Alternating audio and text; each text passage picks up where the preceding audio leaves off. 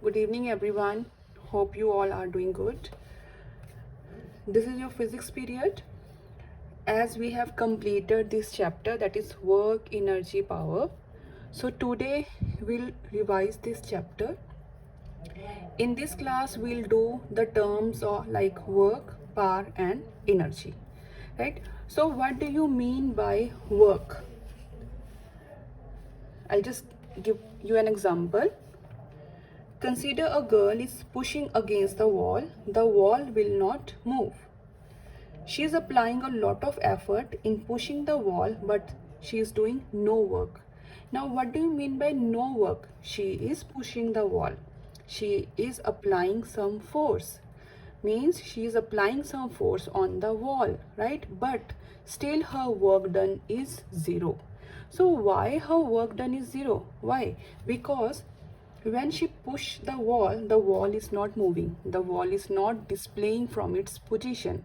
It is standing or it is remain in its position. So that means the girl is not doing any work. That means for work there should be a displacement on the object on which you are doing some work.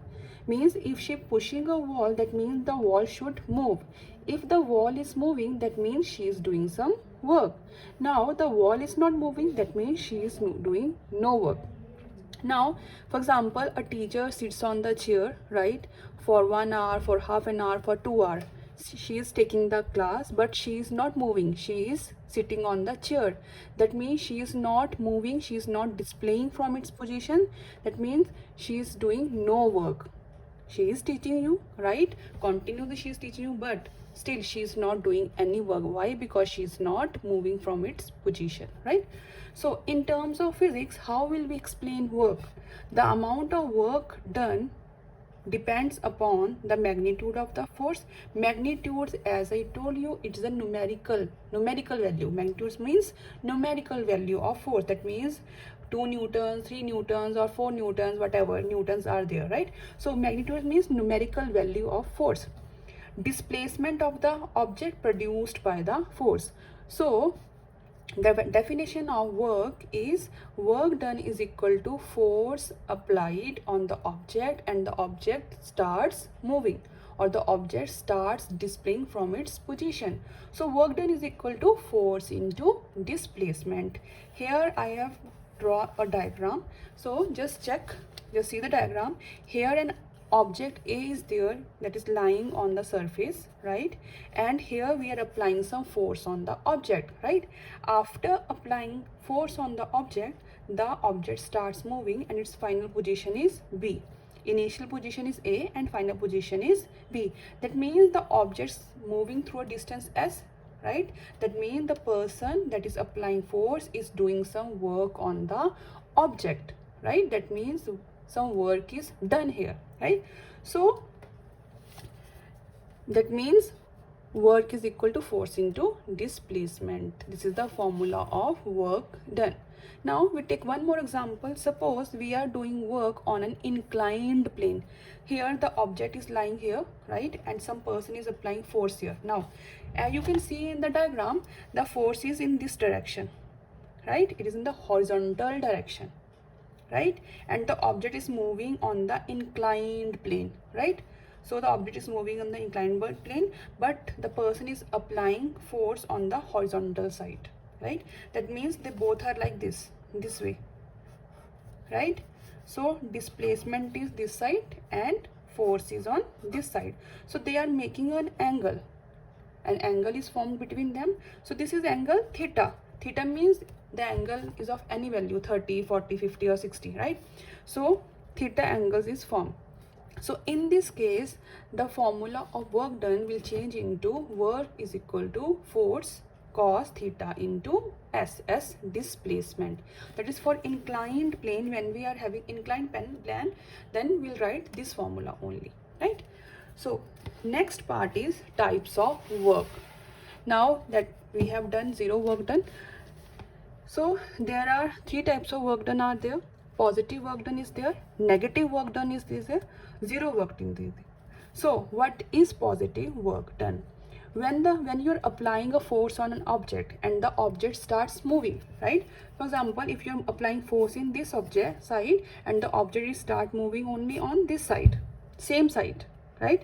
And the object is moving on the same direction, in which direction you are applying force, that work done is positive work done, right? So kicking a football, when you kick a football, the football will move forward, it is not moving backward. So if you are kicking a football, the football will move in the same direction, so that is positive work done.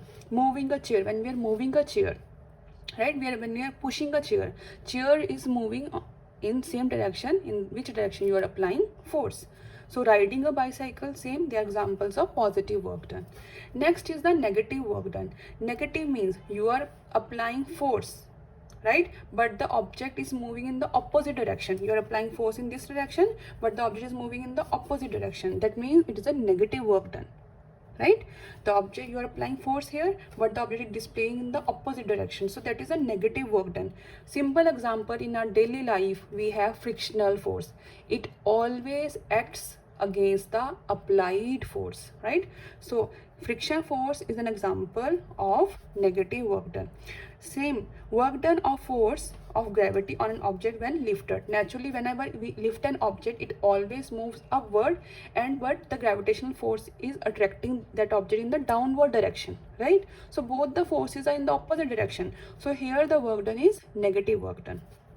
0, when there is no displacement, when there is no force applied, that means there is no work done, so 0 work done. Same example, when we are pushing a wall, the wall will not move, that is example of 0 work done, right? Coolie carrying a load, right? A coolie carries a load on his head, but he is not moving, that means the work done is 0. So the SI unit of work is joules, right? And CG unit is erg, right? Joules and erg. See, now work done is equal to force into displacement. Now work, unit of work is joule, unit of force is Newton, and unit of displacement is meter. They are the SI units. So 1 joule is equal to, if we want to define 1 joule, so how will we define 1 joule? So work done is said to be 1 joule if a force of 1 Newton applies on an object and the object will displace by 1 meter distance. That is the definition of joules.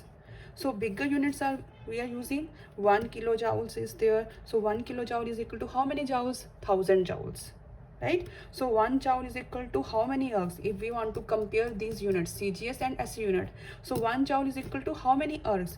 10 raised power 7 ergs, right? You have to learn these units, right? So next part that we are revising today, power, right?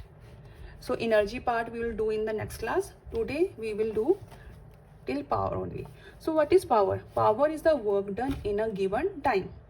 How much work we are doing in a given time. If we are doing more work in less time, if we are doing more work in less time, that means our power is more, right? Because they both are equal. If it is increased, this will also increase. If this is increasing, that means this is decreasing. They are inversely proportional, right? So it is equal to this. So if this one increase, this one also increase. If this one increase, this one decrease, right? If we are doing more work in less time, that means we have more power. If we are doing less work in more time, right, that means we have less power, right? So power is equal to work done upon time. So as we have done the formula of work done is equal to force into displacement. So we'll put the value here, force into displacement divided by time. Now if we change it like this, displacement of upon time, displacement upon time is also equals to velocity, right? It is the displacement in a given time. So this statement is equal to V, right? So power is equal to work done upon time, or power is equal to force into velocity. So it is having two formulas. So power is equal to force into velocity, right? So unit of power, the SI unit of power is watts. SI unit of power is watts. Another unit of power is joules per second. How? So as we know that power is equal to work done upon time.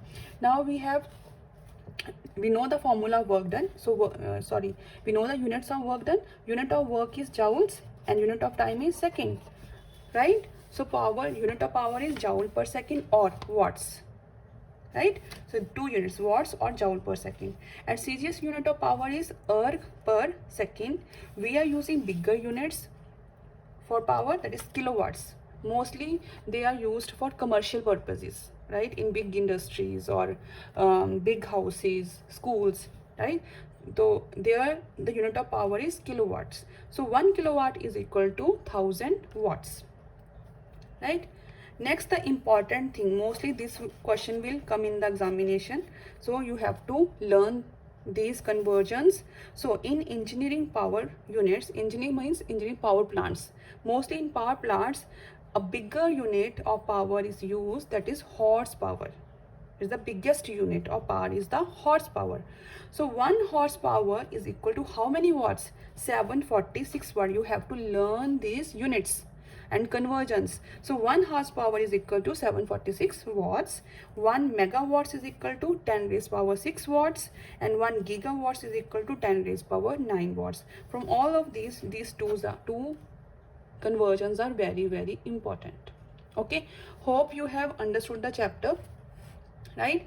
In next class we will revise the energy part of this chapter, and in Zoom class we will do the numericals related with these portions, right? Thank you so much.